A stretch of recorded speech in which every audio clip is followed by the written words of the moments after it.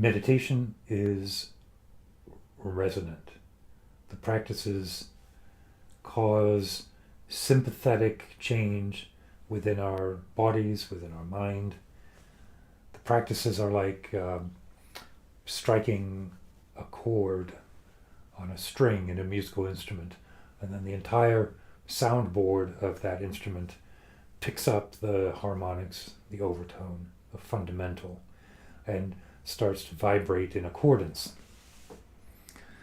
So why do I think this is useful or important? Well, here's why it's been useful for me to think like that.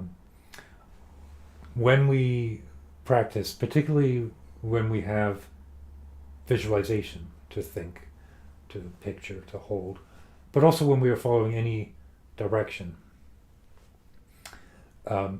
I find it very easy to think that that direction means that I am transforming some part of myself, whether it's transforming my thoughts, transforming my posture, transforming my breath, like actually taking something, following the direction, visualizing something different, and then changing what I am, who I am, where I am, what I'm doing, what I'm thinking, changing that now into something that is in alignment with the practice.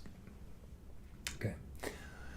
But I think there's a distinction here where the direction, the instruction, the visualization isn't a cause to change. It is a cause to scrutinize carefully what is currently present and identify the elements of the present situation that align with that visualization, that resonate with it, and that allow those elements to echo, to reverberate, to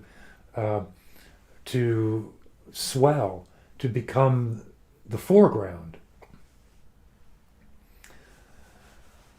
For example, the nature of mind. Let's say there's a direction or an instruction to consider the nature of mind as both empty and luminous. The luminosity of the nature of mind. Well, I find it very easy to stick on that and think, I need to observe the thoughts in my mind, separate them from the mind itself, and then exert myself to imagine that my mind glows. Right? But what if instead I'm sitting and I'm becoming increasingly still, physically and mentally, and because of that stillness, my observation becomes clearer. And so I see in my mind fragments of whatever videos I watched yesterday, as an example, whatever books I might have read this morning, whatever issues and frustrations come from my workday and are swirling in the local mind, the immediate form of my ego, of my karma, of my day-to-day existence. But within all of that are shards of luminescence.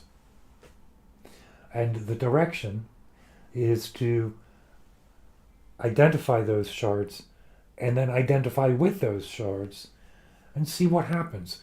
That I'm not removing anything or changing anything. I am allowing the increasing stillness and the increased observation, the capability of deeper observation that comes with that stillness, to see. So the assumption is, the premise is, within our beings, within ourselves, within our bodies and all of the energy that goes along with that, is nature of mind, which is empty and luminous. The instruction is to help find that, and then with that recognition, cultivate it until it becomes authentic. So in the stillness, I am then able, underneath all of the noise of everything, to see that spark. And that spark does exist there, for you, for me, for everyone. The question of stillness, clarity to observe it.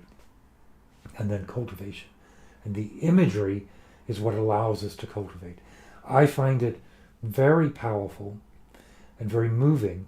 There's a certain type of light that hits where I live, which is Pittsburgh, at this time of year, January, February, March, mid to late winter, where the sun is particularly bright and low in the sky.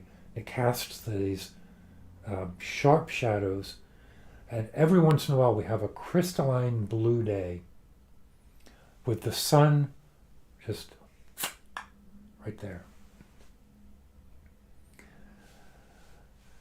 That resonates with me.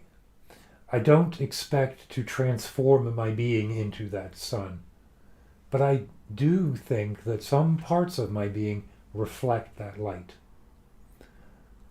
highlighted by that image, allowing me to identify them with a bit more substance, a bit more clarity.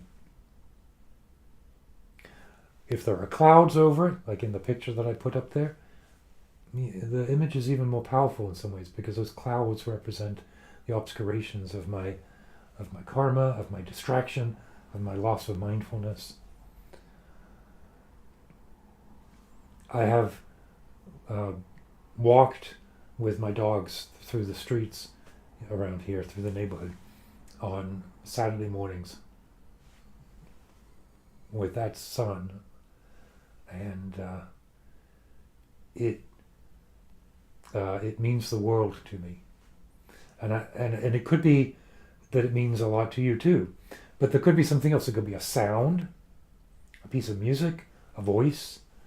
There could be a mantra that you hear, that you recite. There could be a poem, image from a poem, a painting. There could be a scent, a perfume, or an experience of, like my experience walking out here. I think about that sometimes as I meditate, as I start to meditate. When I hear the instruction to think of natural mind, I think of that image, that mind.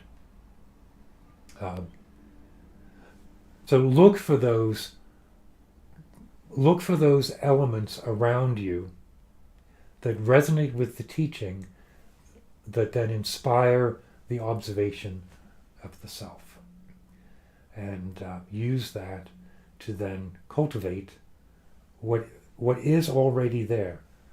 To my original point, there's no transformation there. I'm not turning light onto something in my mind that was dark.